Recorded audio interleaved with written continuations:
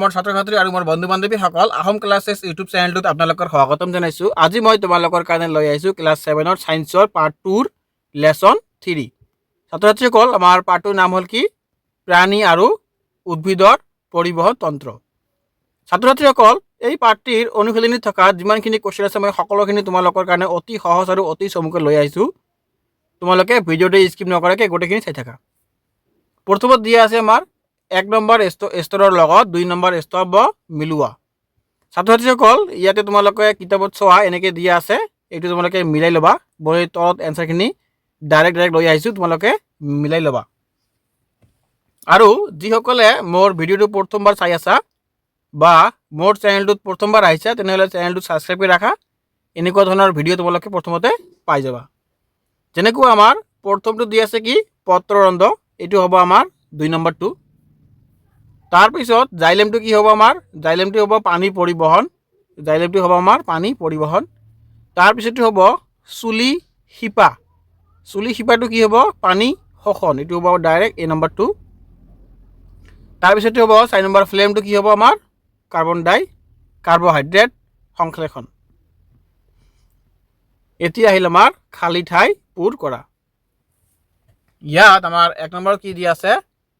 ডেছৰ দ্বাৰা হৃদযন্ত্ৰৰ পৰা তেজ শৰীৰৰ বিভিন্ন অংশলৈ পৰিবহিত হয়। এইটো হ'ব ধমনীৰ দ্বাৰা। তাৰপিছত আমাৰ 2 নম্বৰ কি দিয়া আছে? ডেছৰ কোষত হিমোগ্লোবিন পোৱা যায়। এইটো হ'ব লোহিত ৰক্ত কোষত হিমোগ্লোবিন পোৱা যায়। 3 নম্বৰটো কি হ'ব? ধমনী আৰু শিৰাবোৰ দেশ জালিকাৰ দ্বাৰা সংলগ্ন। এইটো হ'ব কৌশিক নলিকাৰ দ্বাৰা সংলগ্ন। 4 নম্বৰত কি দি আছে? হৃদযন্ত্ৰৰ সুসংহত প্ৰসাৰণ আৰু সংকোচন ডেছ বোলা হয়। এইটো হ'ব আমাৰ স্পন্দন বোলা হয়। 5 নম্বৰত কি দি আছে? মানুহৰ প্ৰধান বৰ্জিত দ্ৰব্য হ'ল, এইটো হ'ব আমাৰ ৰেচন। 4 নম্বৰত কি দি আছে? ঘামত পানী আৰু ডেছ থাকে। এইটো হ'ব ইউৰিয়া থাকে। তাৰপিছত 7 নম্বৰত কি দি আছে? জুলীয়া অৱস্থাত বৃক্কই অপসাৰণৰ কৰা বৰ্জিত দ্ৰব্যক ডেছ বোলা হয়। এইটো হ'ব কি? আমাৰ উত্তৰ দি আছে প্ৰস্ৰাৱ বোলা হয়। 8 নম্বৰত কি দি আছে? শোষণ টানৰ জৰিয়তে পানী গছৰ উচ্চতালৈ পৰিবহণ হোৱাৰ কাৰণ হ'ল, এইটো হ'ব কি? আমাৰ প্ৰস্বেদ। 3 নম্বৰ চোৱা, তোমালোকক দি আছে শুদ্ধ উত্তৰটো বাছি উলিওৱা। ইয়াত আমাৰ এই নম্বৰ কি দি আছে?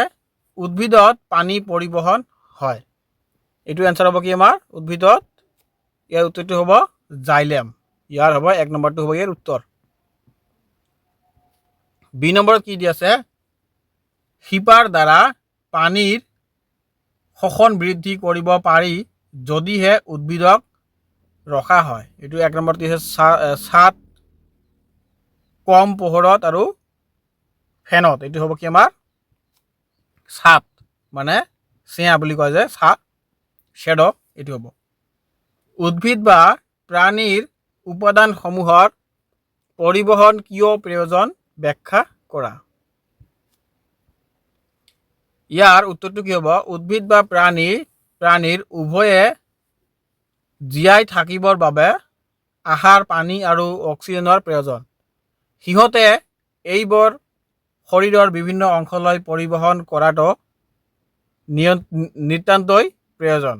ইয়াৰ উপৰিও প্ৰাণীয়ে বৰ্জিত দ্ৰব্যসমূহ পৰিবহণ কৰি শৰীৰৰ সেই অংশবোৰলৈ নিব লাগে যাৰ পৰা সেইবোৰক বৰ্জন কৰিব পাৰে। এতিয়া আমাৰ কুৱেশ্যন নম্বৰ 5। যদি তেজত অনুচক্ৰিকা নাথাকে তেতিয়া কি হ'ব লিখা। ইয়াৰ উত্তৰটো কি হ'ব আমাৰ? তেজত অনুচক্ৰিয়া নামৰ এবিধ কোষ থাকে। এই কোষবিধৰ উপস্থিতিৰ কাৰণে তেজৰ খমলা বান্ধে। তেজৰ অনুচক্ৰিকা নাথাকিলে এটা অংশৰ পৰা তেজ ওলোৱা বন্ধ নহ'ব আৰু তেজ বন্ধ নহ'লে মানুহৰ মৃত্যুমুখত পৰিব। এতিয়া আহিল আমাৰ কোৱেশ্চন নম্বৰ 6 পত্ৰৰন্ধ্ৰ কি পত্ৰৰন্ধ্ৰৰ দুটা কাম উল্লেখ কৰা ইয়াৰ উত্তৰটো হ'ব আমাৰ মাটিত থকা পানী আৰু খনিজ দ্ৰব্য শিপাই শুহি লয় আৰু পাতনি পৰিবহন কৰে পাতৰ পৃষ্ঠত থকা সৰু সৰু ছিদ্ৰৰে পাতে বায়ুমণ্ডলৰ পৰা কাৰ্বহাইড্ৰেট আহৰণ কৰে এই ছিদ্ৰ কোষৰ চাৰিওফালে ৰক্ষী কোষ আৱৰি থাকে পাতত থকা এই ছিদ্ৰবোৰক পত্ৰৰন্ধ্ৰ বোলে পত্ৰৰন্ধ্ৰৰ দুটা কাম হ'ল এক নম্বৰত দিয়া আছে পত্ৰৰন্ধ্ৰই বায়ুমণ্ডলৰ পৰা কাৰ্বন ডাই অক্সাইড আহৰণ কৰে 2 নম্বৰত দিয়া আছে পাতত থকা পত্ৰৰন্ধ্ৰৰ দ্বাৰা উদ্ভিদে প্ৰচ্ছেদ ক্ৰিয়া সম্পাদন কৰে 7 নম্বৰত দি আছে কি আমাৰ প্ৰচ্ছেদনে উদ্ভিদৰ প্ৰয়োজনীয় কাম কৰে নে ব্যাখ্যা কৰা ইয়াৰ উত্তৰত কি দিয়া আছে আমাৰ প্ৰচ্ছেদনে উদ্ভিদৰ অতি প্ৰয়োজনীয় কাম কৰে উদ্ভিদে খনিজ পোষক দ্ৰব্য আৰু পানী মাটিৰ পৰা শোষণ কৰে যিমান পানী শোষণ কৰে সেই সকলোখিনি উদ্ভিদে ব্যৱহাৰ নকৰে পাতৰ পৃষ্ঠত থকা পত্ৰৰন্ধ্ৰৰ মাজেৰে প্ৰচ্ছদন প্ৰক্ৰিয়াৰ দ্বাৰা পানী বাষ্পীভূত হয় পাতৰ পৰা হোৱা পানীৰ বাষ্পীভৱনৰ ফলত জাইলেম নলিকাৰ ভিতৰত শোষণ বলৰ সৃষ্টি হয় যিয়ে ওখ গছৰ বহু উচ্চতালৈ পানী পৰিবহন কৰিব পাৰে প্ৰচ্ছদনে গছজোপাক শীতক কৰিও ৰাখে তাৰপিছত আমাৰ কোৱেশ্চন নম্বৰ 8 তেজৰ উপাদানসমূহ কি কি ইয়াৰ উত্তৰটো হ'ব তেজত থকা উপাদানসমূহ হ'ল প্লাজমা লোহিত ৰক্ত কোষ আৰু শ্বেত ৰক্ত কোষ হিমোগ্লোবিন আৰু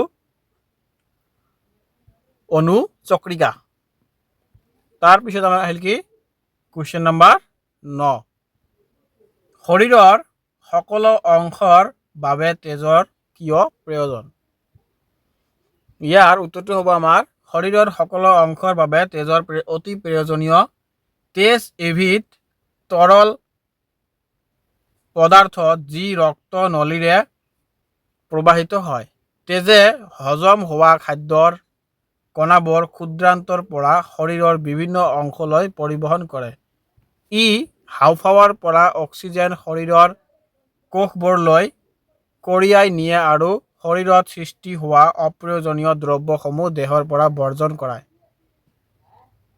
তেজত হিমোগ্লোবিন নামৰ এবিধ ৰঙা ৰঙৰ কণিকা থাকে এতিয়া আহিল আমাৰ কি কোৱেশ্চন নম্বৰ 10 কিহে তেজৰ ৰঙা ৰং প্ৰদান কৰে ইয়াৰ উত্তৰটো হ'ব হিমোগ্লোবিনে তেজক ৰঙা ৰং প্ৰদান কৰে 11 নম্বৰত দিয়া আছে হৃদযন্ত্ৰ কাৰ্য বৰ্ণনা কৰা উত্তৰ দিয়া আছে হৃদযন্ত্ৰ হ'ল শৰীৰৰ অতিকৈ প্ৰয়োজনীয় অংগ হৃদযন্ত্ৰ এনে এটা অংগ যি অবিৰতভাৱে স্পন্দন হৈ থাকে আৰু তেজৰ লগতে অন্য দ্ৰব্যসমূহ কঢ়িয়াই নিয়াত পৰম্পৰাৰ দৰে কাৰ্য সম্পাদন কৰে হৃদযন্ত্ৰত থকা চাৰিটা কোঠালীয়ে অক্সিজেনযুক্ত তেজ আৰু কাৰ্বন ডাই অক্সাইডযুক্ত তেজ মিহলি হোৱাত বাধা দিয়ে হৃদযন্ত্ৰই তেজ পাম্প কৰি শৰীৰৰ বাকী অংশলৈ পঠিয়ায় হৃদযন্ত্ৰ কোঠালীবোৰ পেশীৰে গঠিত পেশীসমূহ নিৰ্দিষ্ট গতিত সংকোচন আৰু প্ৰসাৰণ হয় এই নিৰ্দিষ্ট সময়ৰ মূৰে মূৰে হোৱা সংকোচন আৰু প্ৰসাৰণেই হৈছে হৃদযন্ত্ৰৰ স্পন্দন তাৰপিছত আহিল আমাৰ কি 12 নম্বৰ বৰ্জিত দ্ৰব্য দেহৰ পৰা উলিয়াই দিয়াটো কিয় প্ৰয়োজন ইয়াৰ উত্তৰটো হ'ব আমাৰ বৰ্জিত পদাৰ্থসমূহ বিষাক্ত আৰু যেতিয়া ই শৰীৰত বেছি পৰিমাণে জমা হৈ অধিক দিনৰ বাবে থাকে ইয়াৰ পৰা শৰীৰৰ বিভিন্ন উপসৰ্গই দেখা দিয়ে অৰ্থাৎ বহুতো বেমাৰৰ দ্বাৰা আক্ৰান্ত হ'ব পাৰে সেইবাবে বৰ্জিত পদাৰ্থবোৰ সময়ে সময়ে জীৰ্ত দ্ৰব্যৰ দেহৰ পৰা উলিয়াই দিয়াটো প্ৰয়োজন। তাৰপিছত আহিল আমাৰ কুৱেশ্যন নম্বৰ 13। মানুহৰ ৰেচন তন্ত্ৰৰ এখন ছবি অঁকা আৰু তাৰ বিভিন্ন অংশসমূহ চিনাক্ত কৰা। ইয়াত তোমালোকৰ এটা ছবি আঁকিবলৈ কৈছে। তলত মানুহৰ ৰেচন তন্ত্ৰৰ বিভিন্ন অংগসমূহ চিহ্ন দেখুওৱা হ'ল। এইটো এটা চিহ্ন, তোমালোকে এইটো পৰীক্ষাত অহাৰ চান্স ইমান এটা নাই, এনে তোমালোকে চাই ল'ব, অলপ আহিব পাৰে। ছাত্ৰ ছাত্ৰীসকল, মোৰ ভিডিঅ'টো ইয়াতে শেষ হ'ল।